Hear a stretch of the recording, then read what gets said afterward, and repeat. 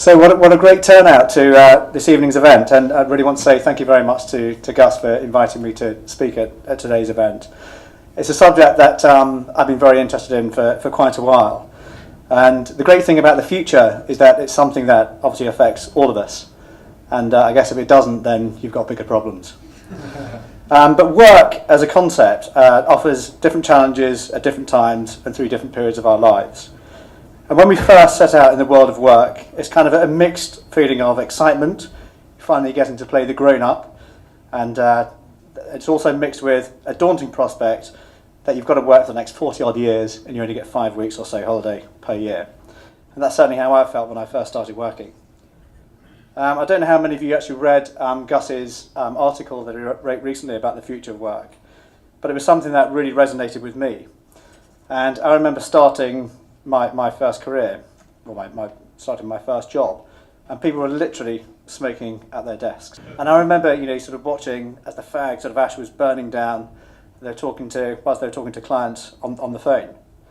Another thing that I had in another job was I started a new role, and my initiation was one of my directors taking me to the pub and filling me with 4 or 5 pints. Just to see how I react in a social situation. But that was standard practice then, because you would go out, you'd meet with clients would want liquid lunches, and that's what you do. They want to see whether you can still have a few beers and perform well in your job, but that just wouldn't happen today. That's just not the way the world works. And then we didn't have computers, we used telephones, and we had lots of meetings in the pub, and there were no emails, and we shared a secretary who would type up our correspondence, and everything was sent by using the post, and then maybe a week later you'd get some sort of response back. If it was really important, then we'd use a courier to send stuff out. But you can imagine how slow that appears compared to a world like today. And at the time, it worked, and it was efficient. And it sounds like I'm talking about something from the 1950s. But actually, I'm only talking about 15 or 20 years ago. What we didn't know back then was how change would happen over the next 15 to 20 years. The impact of technology has had a big impact on our lives, and how the working culture would actually shift. If we'd had the power of hindsight then, I wonder how we'd be working today. My background is in developing business communities to learn from each other, to share ideas, to share thinking, to share knowledge, and to help each other to recognise the pitfalls so that we all don't make the same mistakes in future. I'm interested in business and understanding how organisations work, but also organisational structure, the strategy, and really sort of the long-term thinking. The child of me wants to build a time machine, but the grown-up in me realises that's probably just a stupid idea. But I'll be completely honest, I'm not a futurologist. I can't predict the future, and I'm not Doctor Who. I don't believe in time travel, or I'll probably keep an open mind on that one. And I don't believe that anyone can really predict the future, but obviously I think we can all, in a sense, be futurologists, because the future is something that affects all of us. Therefore, I think it's right that we all have an opinion on it. The theory is that if we look back at the past, this can help us to identify the trends and allow us to see how fast certain things are likely to change. The future of work, in my mind, is 2 things. We can look at how organisations and the world of work changes, but we also have to look at our own personal aspirations and to look at what we want and what we need at different times in our own lives. And I think it's really a combination of balancing those 2 things together. I've gone too far forward on my slide there. 10 years ago, I wasn't married, I didn't have children. All I had to do was think about me, which was fantastic. But now I've got to consider others in everything that I do. My children are young, but in 10 years' time, they'll be going off to university. And they'll be thinking about their careers and what they're going to do with their lives. But what will change over the next 10 years? I guess that's the burning question. If we look back 10 years from now, look at 2005, Twitter didn't exist. Facebook, as you can see, was just launching, and some would argue that it could even be on its way out. Starbucks was the rage. They were popping up all over the place. Email was used quite widely within organisations, but I think people probably spoke a little bit more in offices, and I think that's been a bit of a decline in the last few years. And working from home was regarded as being deeply suspicious. If we then go back 10 years before that and look at 1995, Twitter really was just for bird watchers. People bought newspapers on a daily basis. That was their source of news, reading newspapers and watching TV. Networking was done in the pub, which is not a bad thing. It was a bit like today, actually, quite old school stuff, which is always good. And mobile phones were just that. They were phones. You couldn't text. And I actually had one of these phones. I thought it was really cool at the time. And the greasy spoon was regarded as the perfect hangover cure. Still is. So if we look at 1995 and 2005, we can see that some of the things that really stand out. Technology has improved dramatically in those 10 years. People communicated quite differently, though, when they were in and out of work.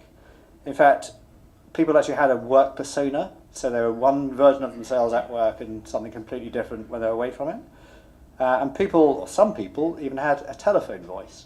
So it was all a little bit schizophrenic, really, in some ways. But then it's also similar to today, where people live out their perfect lives on Facebook, where life is lovely, fluffy, and wonderful. But as technology has improved, we can also see that people's lifestyles have become much healthier. And the breakfast is probably more like this. But the future doesn't really have to be about fantasy. It also needs to be about reality. 20 years ago, we're talking about flying cars, and we end up with 140 characters. I ran an event just down the road from it, or down the river, actually, from here, on another boat in September 2003 on HMS Belfast. And it was the time when this man was standing in a glass box hanging from a crane outside Tower Bridge. And I was running an event with a real futurologist, not me, called Professor Richard Skase.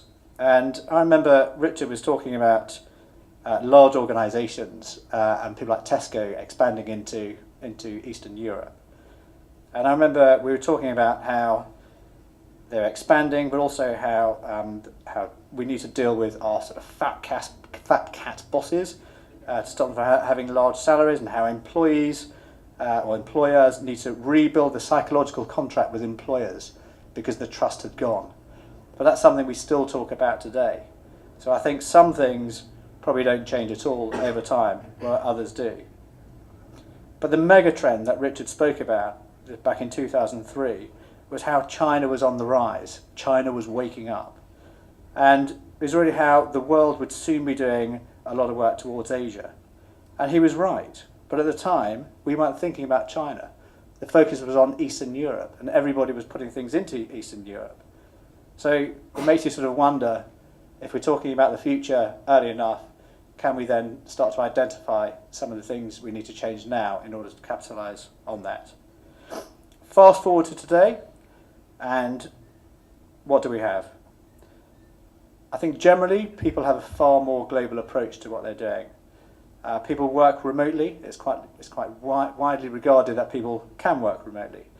Email is now on the way out. Social media is really the platform. But what's coming next? The way people are communicating is changing again. The infrastructure plus technology is allowing us to be more agile in the way that we work. There's a massive increase in a cafe culture with high-speed access to internet, which means we can work anywhere. With high-speed trains, more frequent flights, means that we can be anywhere in the world and faster. And there's a real blurring between the lines of work and play. And people have actually been talking about this for the last 150 years or so. But what's really interesting at the moment is attitudes really seem to have changed. Most people would argue that there's been a lot of positive change, but what do we actually do about it? I think bosses, from what we can see, is bosses are confused. Am I a leader or am I a boss? And the two things are obviously quite different, and they require different skill sets. And leaders establish a vision for the future, and they set the strategy for getting there. Bosses and managers help to deliver that process. And technology is changing the way we live, but is it too quick? is it all happening too fast? But the thing is, it's actually going to change even faster. It will accelerate as we go on. I met with a CEO of one of our high street banks recently, and because I'm setting up a venture which is looking at bringing organisations together to look at how the world looks in 10 years from now. And he said to me, in all honesty, he's looking at the business, and the focus is, what does that business look like in 10 years from now?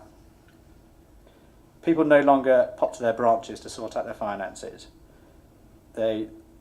People use they go online to do their finances, and mobile is where everything is at right now.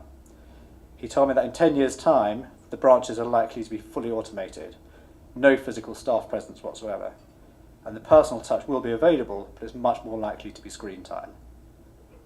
But then you've also got to look at, could there be some sort of disruptive influence to banking over the years as well?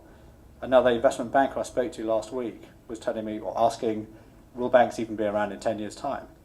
If you imagine a world with no cash, no cards, and all transactions are done by using our phones, which people are already looking at, you won't need to keep your cash in a bank because the cash won't exist.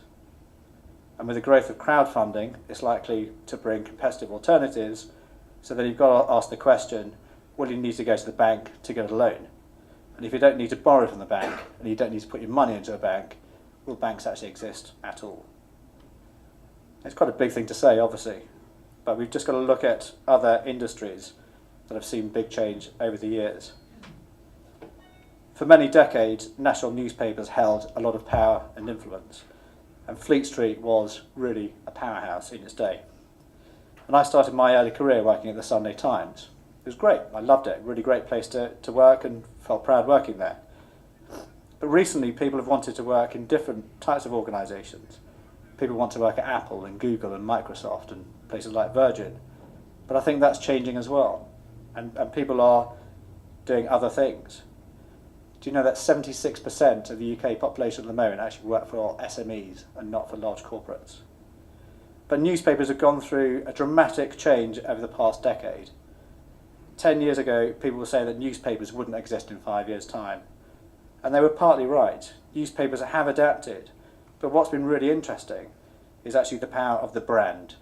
What was once an established, recognised national newspaper has now a wider global reach in what it's doing. I recently spoke with a financial publication, a well-known one, who told me that their biggest challenge is actually globalisation and putting together a global workforce under that one brand.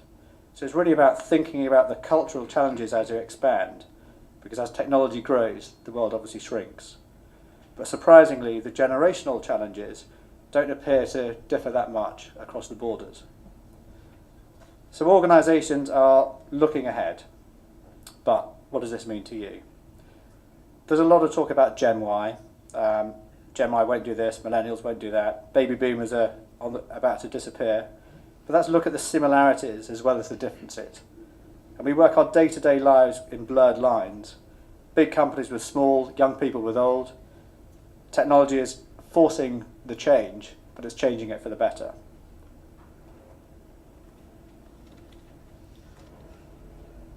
I don't have a crystal ball, and like I said, I can't really predict the future. But next month, with Cass Business School, we're officially launching something called the Future Business Forum. And the aim really is to bring organisations together to discuss the challenges for the future. But in particular, we're looking at leadership, generational demands, diversity of thought, and how technology is going to shape our lives. We're going to run an annual event, obviously each year, and at the end of the annual event, we're going to put these 5 sort of key outcomes into a time capsule. And fast forward 10 years, we'll be able to measure the speed of the change in the different areas that we're looking at, which will also help us to predict the speed of change for the future. So maybe after all, I'll get that time machine that I wanted. People are talking about a work revolution, and maybe that time is now. Thank you.